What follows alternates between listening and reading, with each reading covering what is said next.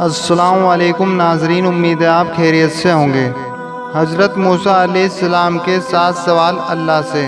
محترم عزیز دوستو، آج ہم حضرت موسیٰ علیہ السلام اور اللہ تعالیٰ سے ان کے کیے گئے 7 سوالوں کے بارے میں جانیں گے۔ حضرت موسیٰ علیہ السلام اللہ کے نبی اور پیغمبر ہیں جن پر اللہ تعالیٰ نے تورات نازل کی۔ حضرت موسیٰ علیہ السلام کو کلیم اللہ کا قلم ملا ہے۔ حضرت موسیٰ علیہ السلام اللہ سے کلام یعنی باتیں کیا کرتے تھے۔ دوستو، ایک بار حضرت موسیٰ نے اللہ سے کیے 7 سوال۔ دوستو، ہم آپ کو ان 7 سوالوں کے بارے میں بتاتے ہیں۔ نمبر 1، حضرت موسیٰ علیہ السلام نے اللہ تعالیٰ سے پوچھا، اے میرے رب، تیرے بندوں میں سب سے زیادہ نیک اور پرہیزگار کون ہے؟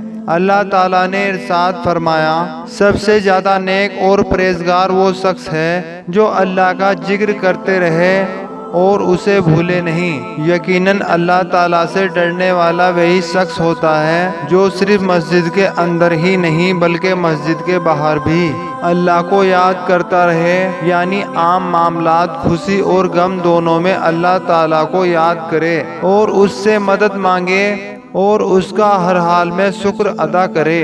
نمبر 2، حضرت موسیٰ علیہ السلام نے پوچھا، اے میرے رب، تیرے بندوں میں سب سے زیادہ صحیح راستے پر کون ہے؟ اللہ تعالیٰ نے ارشاد فرمایا، جو ہدایت کے راستے پر چلے۔ اللہ تعالیٰ نے اپنے نبی کو بھیج کر اور قرآن پاک جیسی عظیم کتاب نازل کر کے ہدایت کے راستے کو صاف صاف بتا دیا۔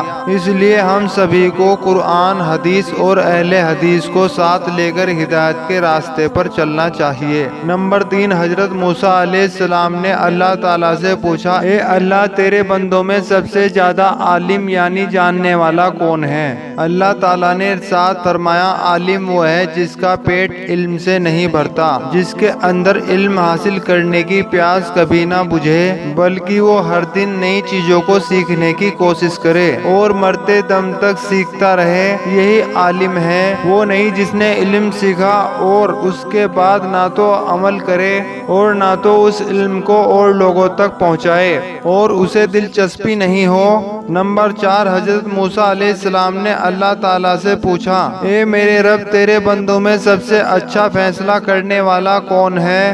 اللہ تعالیٰ نے ارشاد فرمایا، وہ شخص جو لوگوں کو وہی حکم دیتا ہے جس پر وہ خود عمل کرتا ہے، وہ کام جسے کسی اور نے نہیں کیا ہو اور وہ خود بھی اس کام سے بچتا ہو اور اس کام کو دوسرے لوگوں کو کرنے کے لیے کہتا ہو، ایسا آدمی صحیح فیصلہ نہیں کر سکتا۔ نمبر 5، حضرت موسیٰ علیہ السلام نے پوچھا، اے میرے رب، تیرے نزدیک سب سے عزیز بندہ کون ہے؟ اللہ تعالیٰ نے ارشاد فرمایا، وہ شخص جو بدلہ لینے کی طاقت رکھتا ہو لیکن پھر بھی بدلہ نہ لے اور سامنے والے کو معاف کر دے، ایسا وہی کر سکتا ہے جو صابر ہو، یعنی صبر کرنے والا، اور اللہ تعالیٰ کو صبر کرنے والے بندے پسند ہیں۔